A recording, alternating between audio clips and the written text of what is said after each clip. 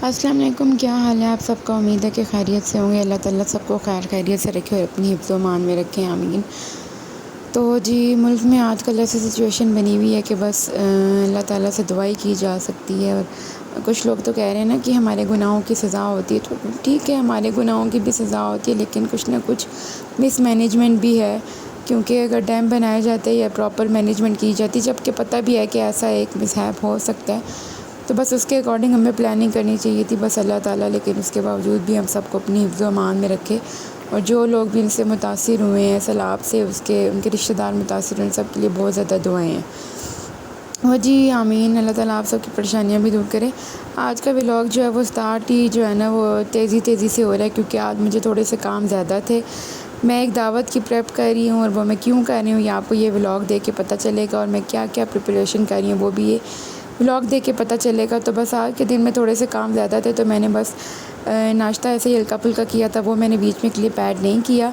और बस उसके बाद मैंने जो है वो अपने काम शुरू कर दिए थे। पहले तो मैंने डेली रूटीन में अपना खाना बनाना था और आटा गूँधना था, तो पहले मैंने वो काम कर लेने थे। जिस दिन भी ऐसे हो ना कि आपने अगले दिन कोई दावत प्लान करनी हो, तो उस दिन बस कुछ ईज़ी सा बनाए। तो यहाँ पे मैंने ले लिया था, सौंफ ले लिए थे, राई दाना ले लिया था, और कलवंजी ले ली थी, मेथी दाना ले लिया था, और इसमें मैंने थोड़ा सा ऑयल ऐड किया था। इन चीज़ों को मैंने हल्का सा भून लेना है। मैं यहाँ पे बना रही थी अचारी फ्लेवर में आलू गोभी। ज़रूर ट्राई कीजिएगा, बहुत अच्छी बनती है। मुझे आलू गोभी का इस तरह से टेस्ट पसंद नहीं है, मुझे वो फीकी सी लगती है। वैसे मुझे आलू गोभी बहुत अच्छी लगती है, लेकिन अगर मैं मिक्स वेजिटेबल बनाऊँ सर्दियों में तो मुझे वो अच्छी लगती है, लेकिन मुझे सिर्फ इस तरह से आलू गोभी जो है वो अच्छी नहीं लगती। खैर जी, रेसिपी आपके साथ शेयर कर लेती हूँ। वैसे तो आलू गोभी सबको बनाने आती है, लेकिन ये थोड़ी सी चेंज रेसिपी है। प्याज गोल्डन हो गई थी, तो बस मैंने इसके बीच में टमाटर ऐड कर दिए थे, और वही जो मसाले होते हैं, नमक, लाल मिर्च का पाउडर, हल्दी पाउडर और धनिया पाउडर इसमें चला जाएगा। और मैंने फिर इसको थोड़ी देर भून के थोड़ा सा पानी डाल के दम पे लगा देना है बस। और जब मसाला भून जाएगा तो बस सब्ज़ी ऐड कर देनी है। दावत किस खुशी में होने लगी है ये, इसके लिए आपको कल का व्लॉग देखना पड़ेगा, लेकिन दावत की प्रेप मैंने थोड़ी बहुत आज कर ली है, तो मैं वो आपके साथ शेयर कर रही हूँ कि आप इस तरीके से अपने काम जो है अगर वो 2 दिन में डिवाइड कर लें, ख़ास तौर पे बच्चों के साथ, तो फिर बहुत ईजी हो जाता है। यहाँ पे बीच में मैंने अपनी कैल्सी भी ले ली थी, क्योंकि अगर मैं किचन में हूँ, कैल्सी मैंने सामने रखी हुई है ताकि मुझे याद रहे कि मैंने ये लेनी होती है, वरना तो मैं इसको रख देती थी साइड पे, तो मुझे बिल्कुल याद नहीं रहती थी। और फिर कितने कितने दिन गुजर जाते थे। और जब कभी भी मैं अब्दुर्रहमान से कहती थी ना कि मुझे गर्दन में दर्द हो रहा है, मुझे कमर में दर्द हो रहा है, तो बस फिर वो मेरी अच्छी खासी क्लास ले लेते थे कि मंगवा लेती हूँ लेकिन खाती नहीं हो। तो बस मैंने अब किचन में बिल्कुल सामने काउंटर पे जो है वो कैल्सी रख दिया ताकि मैं देखूँ और मुझे याद आए। बच्चों को एक बार चेक कर लिया था बस, और इतनी देर में मसाला भी भून गया था। पर इसके बाद मैंने बीच में आलू ऐड कर देने हैं और गोभी ऐड कर देनी है। गोभी मैंने काट के जो है वो फ्रीज़ की हुई होती है। अक्सर ऐसे ही होता है कि मैंने ज़्यादातर जो सब्ज़ियाँ होती हैं वो काट के फ्रीज़ की हुई थी, तो फिर बाद में मुझे जब खाना बनाना होता है तो इतना ज़्यादा टाइम नहीं लगता, क्योंकि बच्चों के साथ मेरे लिए वो फिर थोड़ा सा मुश्किल हो जाता है कि पहले मैं सब्ज़ी को काटूँ फिर बनाऊँ। और सब्ज़ी पकने में इतना टाइम नहीं लेती जितना वो काटने में टाइम लेती है। तो मैं हमेशा इसी तरह करती हूँ कि वीकली ग्रॉसरी हम लोग करते हैं एक ही दफ़ा। वीकेंड पे अब एक बार ग्रॉसरी कर लेते हैं, जो सब्ज़ी हमने लेनी हो पूरे वीक में हमें पता हो कि ये बननी है, या फूड तो हम बस ले लेते हैं। और मैं पहले से ही सब्ज़ियाँ सारी जो है वो वॉश करके काट के तो फ्रीज़ कर देती हूँ।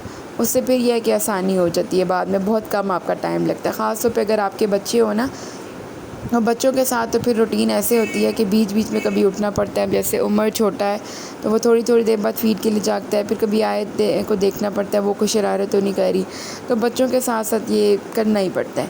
यहाँ पे गोभी तैयार हो गई थी, मैंने इसमें मेथी ऐड कर दी थी, सूखी मेथी, और गरम मसाला पाउडर ऐड कर दिया। तो बस धनिया डाल के मैंने इसको मिक्स कर लिया था, और बस यहाँ पे मेरी जो सब्ज़ी थी वो तैयार हो गई थी। अब आते हैं कल की प्रिपरेशन के लिए, जो मेरी फ़र्स्ट चीज़ थी। इसके लिए मैंने क्या प्रिपेयर करना था, मैंने प्याज ले लिए थे, लहसुन अदरक का पेस्ट ले लिया था, टमाटर ले लिए थे, मटर मैंने इसमें डाल दिया था, और पानी डाल के मैंने इसको प्रेशर कुक करना था। नमक, लाल मिर्च का पाउडर, हल्दी पाउडर और धनिया पाउडर। गोश्त मेरे पास है तकरीबन पौने 2 किलो या 1.5 किलो तो लाजमी होगा।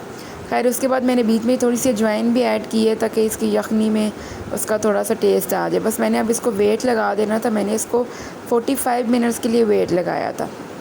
नेक्स्ट रेसिपी पे आ जाते हैं। नेक्स्ट रेसिपी के लिए क्या प्रिपेयर करना है, यहाँ पे मैंने बेसन ले लिया था 3 बड़े चम्मच भर के। जो सर्विंग स्पून होते हैं। उसके बाद मैंने बीच में नमक ऐड कर लिया था, लाल मिर्च का पाउडर ऐड कर लिया था, अजवाइन ऐड कर ली थी, और बेकिंग पाउडर जो होता है ना, बेकिंग सोडा जो आप फूलने के लिए दही बड़ों में ऐड करते हो, वो मैंने ऐड कर लिया था। मैं यहाँ पे बेसन के दही बड़े बना रही हूँ। दाल के भी बनते हैं, लेकिन मुझे दाल के दही बड़े नहीं पसंद, मतलब मुझे सूट नहीं करते। जब भी मैंने वो 1-2 बार खाया, मैं बीमार हो गई हूँ, तो मैं बेसन के जो दही बड़े हैं ना, उनको ही प्रेफर करती हूँ। और अगर कोई गेस्ट जल्दी में आ रहे हो ना, तो ये बहुत जल्दी बन भी जाते हैं। तो बस मैंने इसको मिक्स करके साइड पर रख लेना था। अब यहाँ पे मैंने अपना वेट खोल लिया था 45 मिनट्स के बाद, और ये कंडीशन होनी है। आपने बिल्कुल सिर्फ गोश्त चेक कर लेना कि गल गया या नहीं, और गोश्त बहुत अच्छे तरीके से गल गया था। बस इसको मैंने साइड पे रख लेना है। भूख भी लग रही थी उस टाइम से काम कर करके, तो बस ये थोड़ा सा ड्राई केक पड़ा हुआ था, तो बस मैंने ये खाया। साइड पे मैंने आलू बॉयल कर लिए थे, और केक मैंने जल्दी जल्दी से खाना है। और मैं इतनी ज़्यादा थक भी गई थी, लेकिन मैंने कहा मैं एक बार अपने काम फिनिश कर लूँ, बस उसके बाद मैं जो है वो नमाज़ वगैरह पढ़ूँगी। तो यहाँ पे मैंने दही बड़ों का जो मिक्सचर बनाया था आपके सामने, बस अपने साइज़ जो साइज़ में चाहती हूँ उतने साइज़ के मैंने यहाँ पे बल्ले बना लेने हैं। और बस ये बहुत जल्दी बनते जाते हैं, इनको बहुत ज़्यादा देर कुक नहीं करना होता, दोनों तरफ से बस आपने ब्राउन करना है और बस ये बन जाएंगे। यहाँ पे मैंने इनको थोड़ी देर के लिए पानी में डाल के छोड़ दिया था, और थोड़ी देर बस फिर बच्चों के पास चली गई थी, उनको देखा थोड़ी देर, तकरीबन आधा घंटा मैंने इनको पानी में भिगोया था। उसके बाद आपने इस तरीके से इनके बीच में से पानी निकाल लेना। ये बहुत ज़्यादा सॉफ्ट हो जाते हैं, फूल भी जाते हैं। तो बस यहाँ पे जो बल्ले हैं आपके वो भी रेडी हो जाएंगे। इस तरीके से आपने इसका पानी अच्छे से निचोड़ लेना है। इतने से मेरे ये बल्ले बन गए थे। मैंने 3 जो ली थी सर्विंग स्पून उनके, और ये अच्छे खासे बल्कि बन गए थे। बस इसको मैंने अब साइड पे रख लेना है। आप इन बल्लों को फ्रीज़ भी कर सकते हैं 2 से 3 महीनों के लिए। आप इसको किसी भी ज़िप लॉक कंटेनर में रखें और फ्रीज़र में फ्रीज़ कर दें।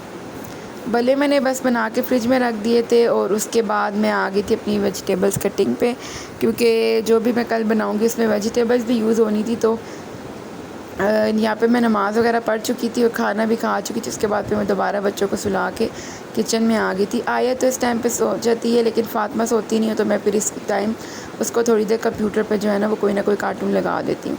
कुछ वेजिटेबल्स को मैंने जूलियन कटिंग की थी, और कुछ वेजिटेबल्स को मैंने छोटी छोटी जो है वो उनकी स्क्वायर कटिंग कर ली थी। तो अब ये आप कल देखिएगा कि मैंने किस चीज़ में जूलियन ऐड की थी और किस चीज़ में दूसरी ऐड की थी। आपके पास अगर रेड कैप्सिकम हो, येलो कैप्सिकम हो, तो आप वो भी ले सकते हैं। वेजिटेबल्स में हमेशा कलरफुल कैप्सिकम अच्छी लगती है, लेकिन अनफॉर्चुनेटली मेरे पास थी नहीं, मेरे पास ग्रीन कैप्सिकम भी थी, तो बस मैंने वही ऐड कर ली थी। आपके साथ एक छोटी सी थिंकिंग शेयर करनी थी, और मुझे ये सुन के बड़ी अच्छी लगी। मैंने अपने आप का एनालिसिस किया। डॉक्टर नुमान अली ख़ान को आप में से बहुत सारे लोग सुनते होंगे, तो मैं भी उनको सुन ली थी। तो वो एक एक्सपेरिमेंट बता रहे थे कि एक यूनिवर्सिटी में एक एक्सपेरिमेंट हुआ कि जब भी ना कुछ लोगों को कहा कि आपने ना झूठ बोलना है। एक जॉब इंटरव्यू था, और पहले से कुछ लोगों को कहा गया कि आपने झूठ बोलना है, और उनका ना एनालिसिस किया जा रहा था। साइकोलॉजिस्ट उनका एनालिसिस कर रहे थे, और जॉब में क्वेश्चन ये था कि आपका वर्क एक्सपीरियंस कितना है। तो कुछ ने झूठ बोला 5 साल, कुछ ने झूठ बोला 10 साल, कुछ ने झूठ बोला इतना इतना इतना। तो ये रिकॉर्ड किया गया, एनालिसिस किया गया कि जिन लोगों ने झूठ बोला था ना, उनके डिफरेंट फ़िज़िकल जो है ना रिज़ल्ट सामने आए। कुछ को पसीना आ गया, कुछ को हार्ट बीट तेज़ हो गई, कुछ इधर उधर देख के बात कर रहा था, कुछ ने अपने शर्ट ठीक की, कुछ ने अपने कपड़े ठीक किए, कुछ ने अपने कॉलर ठीक किए, कुछ को खांसी आ गई।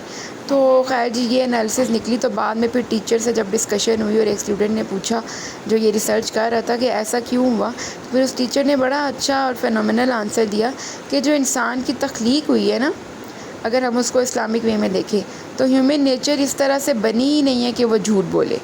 यानी सुभान अल्लाह, मुझे बात सुन के इतना अच्छा लगा कि अल्लाह ताला ने हमें बनाया ही इस तरह कि हमारी बॉडी जो है ना वो झूठ को जो क्या उसको कहते हैं, झूठ का डिफ़ॉल्ट नहीं है हमारे अंदर प्रोग्राम फिट। हम जब भी झूठ बोलते हैं ना, तो हमारी बॉडी के अंदर एक फ़िज़िकली जो है ना या मेंटली एक अलग सा गेस्चर आ जाता है। यानी हमारी बॉडी झूठ के ऊपर प्लान करके जो झूठ के पैटर्न पे नहीं चलती। अल्लाह ताला ने हमें ऐसे बनाया ही नहीं है कि हमारी बॉडी झूठ को जो है ना वो अपने अंदर मिसफिट रखती है, झूठ को अपने अंदर फिट नहीं होने देती। यानी हमारी बॉडी के लिए झूठ एक अलग से चीज़ है। होता है ना कि एक चीज़ इस सांचे पे बनाई गई है, तो हमारी जो बॉडी है ना वो झूठ के सांचे पे बनाई ही नहीं गई। तो कोशिश करनी चाहिए बस ज़्यादा से ज़्यादा कि झूठ ना बोले। मैं आपके साथ अपना एक्सपीरियंस शेयर करती हूँ, तो मैं ये नहीं कहती कि मैं बहुत सच्ची हूँ। मैं भी ऑन एंड ऑफ, हम इंसान हैं, गलतियाँ हो जाती हैं तो झूठ बोल देती हूँ। लेकिन अगर मैं अपना एनालिसिस करूँ ना कि मैंने सबसे ज़्यादा झूठ क्यों बोला है, अगर आप 2 मिनट बैठ के सोचें ना कि यार ये झूठ मैंने क्यों बोला है, तो मैंने सबसे ज़्यादा झूठ बोला है किसी न किसी बंदे की नज़र में अच्छा बनने के लिए। हाँ, अब मुझे हँसी आती है, लेकिन मैंने अपनी सास की नज़र में अच्छा बनने के लिए ना मैं बहुत झूठ बोल देती थी, और फ़िज़ूल से झूठ, इतने जिससे कोई फ़ायदा नहीं होना, या बस अनएक्सपेक्टेड से कि सपोज़ ये तुमने काम कर लिया था और मैंने वो नहीं कहती हाँ आंटी मैंने कर लिया था। तो बस अजीब सा होता है। कोशिश करनी चाहिए झूठ ना बोलें। कहते हैं ना कि मोमिन और काफिर के दरमियान फ़र्क करने वाली चीज़ नमाज एक तो है ना, लेकिन उसके अलावा झूठ भी है। तो खैर यहाँ पे मैंने अपना वो जो गोश्त गलाया था वो मैंने बस एक कंटेनर में डाल के रख लेना है, और आलू भी। फिर रात में हम थोड़ी देर बाहर निकले थे तो मैं देख रही थी कि हर जगह पे ना ये कैंप्स लगे हुए हैं छोटे छोटे सैलाब के इमदादी। तो मुझे देख के बहुत अच्छा लगा।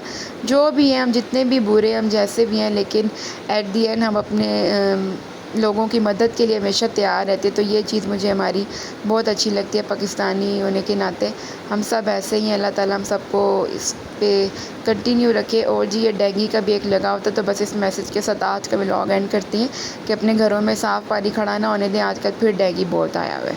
अल्लाह हाफ़िज़।